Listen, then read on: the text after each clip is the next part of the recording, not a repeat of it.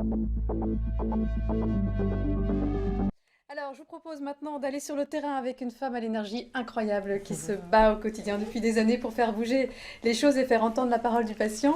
Laure Guéroult-Tacolas, bonsoir. Bonsoir. Merci en tout cas d'être avec nous. Alors, vous êtes pharmacien de formation, vous êtes fondatrice de l'association Patients en réseau et vous avez participé à la construction et à la mise en place du premier pilote Aquadome.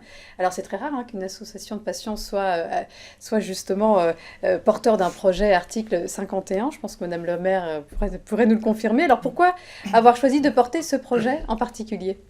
Alors, je crois que c'est très important. Finalement, c'est une chance extraordinaire en tant qu'association de patients de pouvoir justement apporter l'expérience, le besoin des patients au cœur même des projets.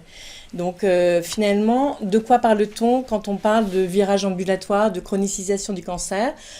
Pour les patients, on parle d'une réalité, c'est que alors qu'on pense cancer et qu'on va se soigner dans un centre expert ou un hôpital, en fait, toute une partie du parcours de soins et de plus en plus se passe en ville. Et ça, c'est pas du tout intuitif.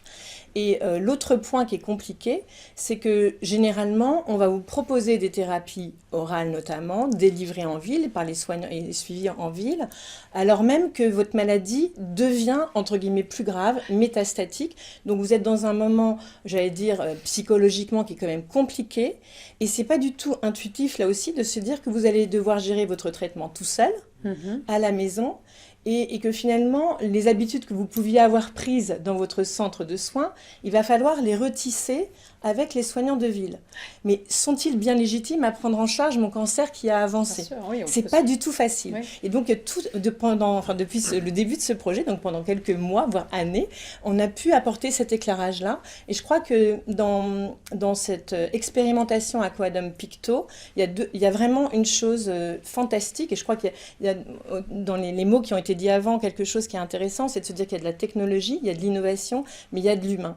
Et il y a l'idée de se dire qui est cette personne malade, dans quel état est-elle, comment vit-elle, est-elle entourée, est-elle isolée géographiquement, et en fonction de sa situation, le médecin et son équipe vont pouvoir dire on va s'appuyer bien sûr sur une coordination et travailler avec la plateforme et pouvoir mieux communiquer entre nous professionnels, mais on va s'appuyer, j'allais dire, sur un accompagnement rapproché pour une personne qui est fragile, vulnérable. On va s'appuyer sur le pharmacien si c'est quelqu'un qui est un peu plus autonome.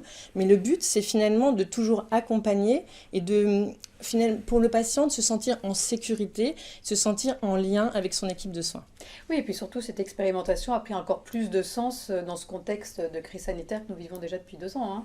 Alors, la crise sanitaire, elle n'a fait que renforcer cette réalité. Il faut bien voir que quand vous êtes patient aujourd'hui, vous êtes de plus en plus seul pour rentrer dans le centre de soins. Vous ne pouvez pas être accompagné. Ça crée beaucoup de stress. Sûr, ouais. C'est très compliqué de savoir évaluer sa propre situation. Est-ce que cette petite fièvre, cette petite toux, est-ce que je dois m'inquiéter, vers qui me tourner, et donc de ne pas être seul et de savoir vers qui, soit avoir la visite de l'infirmière ou se tourner vers le pharmacien ou pouvoir contacter son soignant de façon facilitée, c'est très avoir précieux. Des réponses rapides. Voilà. Alors, ce qui est formidable dans l'article 51, c'est qu'on va pouvoir donner la possibilité à de nombreux patients d'accéder à ces expérimentations et de pouvoir les évaluer. Parce que ce qu'on ressent, nous, c'est que c'est un bénéfice pour les patients, mais ça a été dit aussi, c'est un bénéfice probablement pour faciliter le travail entre les différents professionnels. Et personnellement, j'en suis absolument convaincue, c'est un bénéfice pour notre système de santé qui a besoin effectivement de pouvoir aussi libérer du temps, libérer de la place aussi à l'hôpital, tout en mettant véritablement un suivi en ville, parce qu'il ne faut pas oublier que ces patients ont besoin de sécurité. Ils ont des maladies avancées, des thérapeutiques très innovantes, dont on ne connaît pas encore tout, donc il y a besoin d'être très au fait de ce qui se passe au quotidien pour ces patients. Et justement, j'allais vous demander, pour les professionnels de santé, qui sont malheureusement de moins en moins nombreux, quels sont les avantages concrets d'un dispositif tel que Aquadome? Alors là aussi, ce qui est très bien pensé, c'est qu'on ne peut pas imaginer que les soignants de ville puissent être au courant de tout ce qui bouge en oncologie, dans toutes les innovations et l'hypersegmentation de ces maladies.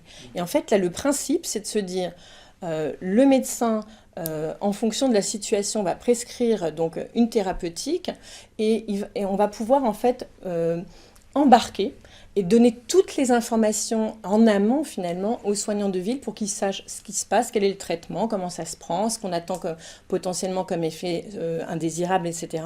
Et du coup, on permet aux uns et aux autres d'être prêts pour accueillir le patient et justement l'accompagner.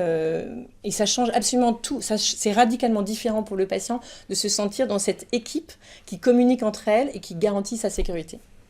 Merci beaucoup justement de porter la parole du patient. Merci aussi à vous pour votre enthousiasme et votre engagement. Vous le dites d'ailleurs, s'engager, ça fait un bien fou. C'est de l'énergie positive, constructive, valorisante. Merci beaucoup en tout cas d'être venu ce soir témoigner de tout ça.